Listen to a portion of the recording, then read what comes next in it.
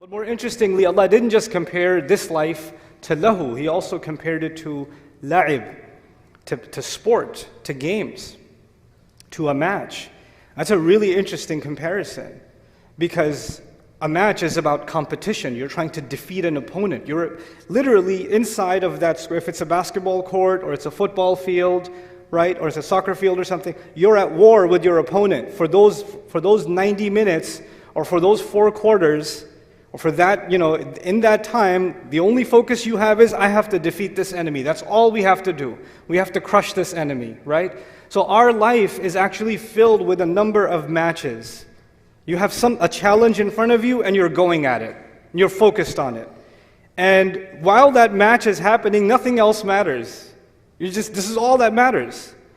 But the thing with that is, both teams, especially when things get very serious, both teams have athletes that have prepared their entire life to be able to play that match. To get to the professional level, to reach the finals or whatever, right? But only one team is going to win. They can't both win.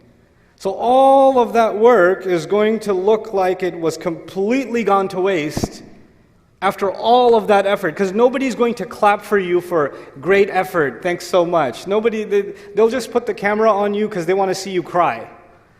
And then they'll turn the camera to the winner, right? And everybody's cheering the winner. And this is what this life is. It doesn't matter how hard you try to study for an exam. If you failed, nobody's going to say, great effort, They're going to say, you failed. All that matters is you failed. All those thousands of hours of study and preparation and all of that, none of that matters now. Because the only thing that matters now is that you didn't pass. That's all that matters. And this life is about a series of tests where we either pass or fail, pass or fail, pass or fail, constantly, on and off the field. Whether it's at school, whether it's at work, whether it's in our relationships, whether it's literally on a playground, it's all of these events over and over again. And by comparison, what Allah has given us is something so beautiful. In the same vein, Allah says, وَأَلَّيْسَ لِلْإِنسَانِ إِلَّا مَا سَعَى in Surah An-Najm. He says human beings will have nothing except their efforts. He didn't say human beings will have nothing except their accomplishments. He said their efforts. So unlike this life, where the only thing that matters is winning the game, that's the only thing that matters, with Allah, the only thing that matters is the effort. That's what's celebrated, because what does the Quran teach us? Winning and losing actually comes not from people, it comes from Allah. And the only thing that actually comes from people is effort. So the only thing you get credit for is effort. You don't get credit for the victory. إِذَا جَاءَ نَصْرُ اللَّهِ. It's attributed to Allah. When the victory from the aid from Allah, of Allah. And the victory came. Right? So the same way, تِلْكَ الْأَيَّامُ نُدَاوِلُهَا بَيْنَ النَّاسِ. When Muslims suffered a defeat in Uhud, Allah said, these are days we flip between people. We flip between people. It's not Muslims lost and the kuffar won. Allah allowed them to have victory, just like Allah allowed the Muslims to have victory in Badr. It's the victory and losses coming from Allah. The effort is the only thing that is going to be commented on. And 60 or so ayat are there in Surah Ali Imran commenting on the loss of Uhud. And all Allah is talking about is what effort could have been made better. Where were the gaps in the effort? And what do we learn from that? And how is it going to modify our efforts?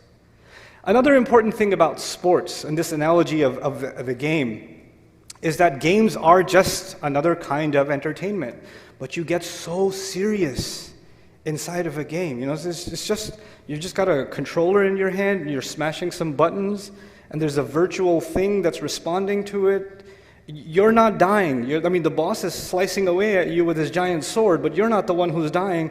But you could see pain on your face, like, oh my God. And you're projecting yourself onto the character, and their loss becomes your loss, and you're slamming things, and oh my God, Mom, why did you call me? You distracted me. And some kids play online games, and it's like they're actually in warfare when they're playing modern warfare, It's really passionate, and similar to sports fans that are watching a game, especially with the Football World Cup. People are watching a game, and they're so riled up. And if their team wins, there's going to be a riot. And if they lose, it's also going to be a riot. You know, and there are cities that are sports cities. You know what they do? When they know there's a Friday night game, the restaurants and the homes and everybody goes home early and boards up their windows because they know windows are going to get broken and cars are going to get damaged because there's a big game on Friday night. So what happens? It was just a game, but it got taken way too seriously. You made it a matter of life and death. You took it too far. What do we do in this life? Sometimes things are just small. They're not that big of a deal. But we zoom in on them and we make them so important. We make them into life and death. And we do so much damage because we made something small into something big. We lose our sense of proportion. Allah says this life is just like sports, it's just like games. So there's a sense of proportion, and something remarkable that we learn from this analogy of Allah comparing life to sports is that in a match, like I said, one team can win, one team can lose, right? Or it's even a singles, like a tennis match or something. One athlete is going to win, one athlete is going to lose. Fine. This athlete has a championship cup in their hands. They get the applause. They won the match. They're the winner. But it could be true that in their personal life, they're losing in their marriage, they're losing with their kids, they're losing with their parents, they're losing to depression, they're losing all these other matches, but the only match they won is the one on the field. And it could be the guy that lost really badly is winning in every other match. One coach I was talking to, because I was trying to understand this ayah and contemplate it better, so I spoke to some coaches, some sports coaches. And one of them told me that in my career, coaching for 30, 40 years now, some of the biggest losers I ever met are winners. And some of the biggest winners I ever met are losers. It's remarkable. In other words, Allah is telling us something incredible about life. It looks like someone's winning. It looks like they have money, they got fame, they have looks, they have popularity, they have everything they have charm, they have everything you want. If I had that, life would be good. But actually, that's just one box. And outside of that box, they may be the biggest loser. Some of you might not know that Abu Lahab, for example, which everybody knows, Abu Lahab is like one of the ultimate villains in the seerah of the Prophet ﷺ, was a really good-looking, charming man. They were the celebrity couple. You know, he was actually, colored hair, tall, brilliant skin tone. People used to compare, to talk about his physical beauty and things like that. And Hind was considered a beautiful woman. These were the winners of that society by any standard. If you don't look at the Quran and you look at ancient Egypt, people still go there to take pictures at the marvel of what that civilization created. The pharaohs were winners in the world.